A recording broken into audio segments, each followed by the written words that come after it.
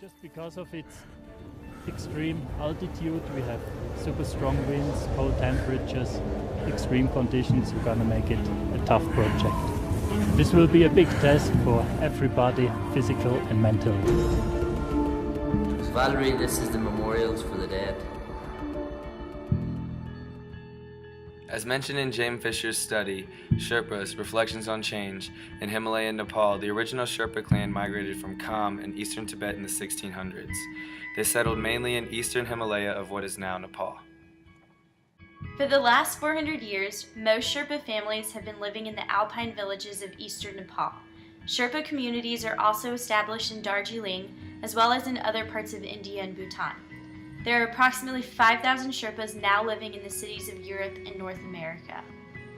Sherpa society uses a clan system, or RU, originated in Kham, to determine marriage arrangements and is still in use today. There are 18 Sherpa clans, and clan identity is inherited through the father. Traditionally, each Sherpa would select a spouse from a clan outside their own.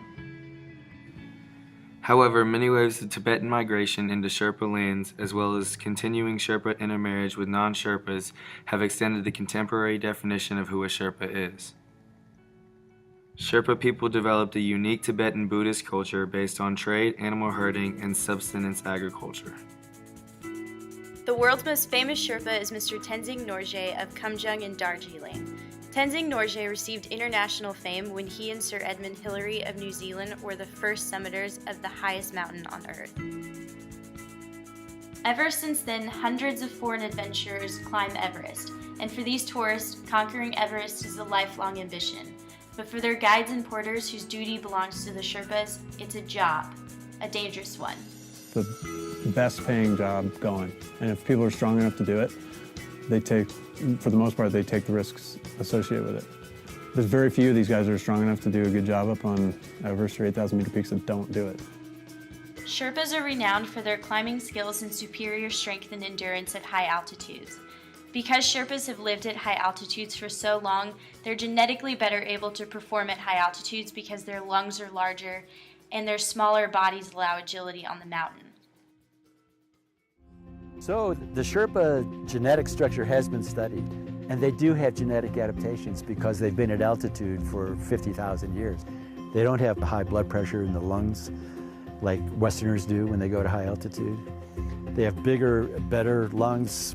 They have slightly different metabolism and slightly different muscle structure. So Sherpas are very genetically adapted to high altitude. Foreigners who seek to scale Mount Everest must first make a 2-week trek to the base camp and then spend 6 to 8 weeks acclimating their bodies to the thin mountain air before the 5-day climb to the peak can even begin. Sherpas are often in charge of determining and suggesting weak climbers turn around and not continue, and are better able to predict weather patterns on the mountain. Tourism in the Himalayas has dramatically changed and shaped Sherpa culture, not only politically by providing funds for a better economy in a third world country, but it has also altered Sherpa beliefs and values associated with the mountains. As a result of tourism, economic classes have emerged in the village. The Sherpa guides make the most money and often become heroes within their community. The hotel owners accommodating tourists are primary employers, and the rest of the village depends on them for wage work. Sherpa guides and hotel owners constitute the dominant class.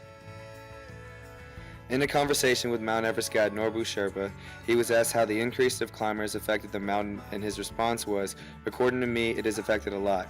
For us, the mountains are gods and are sacred to us. We don't litter when we are at home, but when we're on the mountains, we don't respect that logic." It's many examples like these that prove tourism and Western influence in Sherpa villages affects Sherpa culture. Sherpa culture is lost and often pushed aside in the trekking and mountaineering industry. But the fact remains, no other service industry in the world so frequently kills and maims its employees with so little safety net for the benefit of paying clients.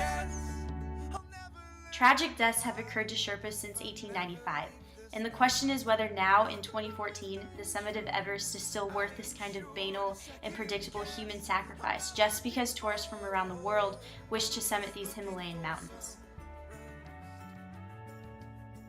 It's the guilt of me hiring somebody to work for me that really had no choice, and they died.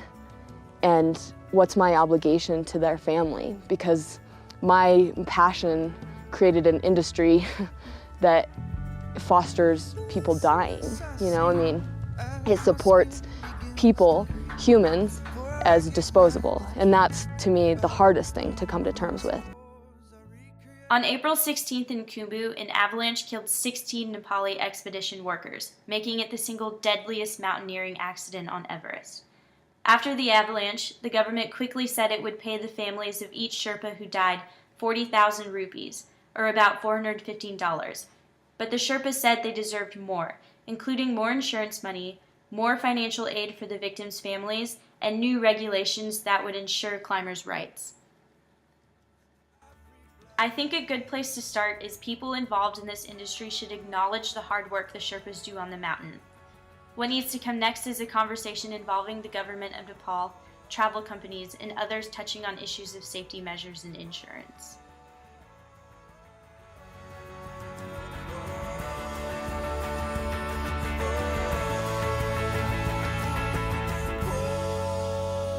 But I'm not dead, carrying all these fears.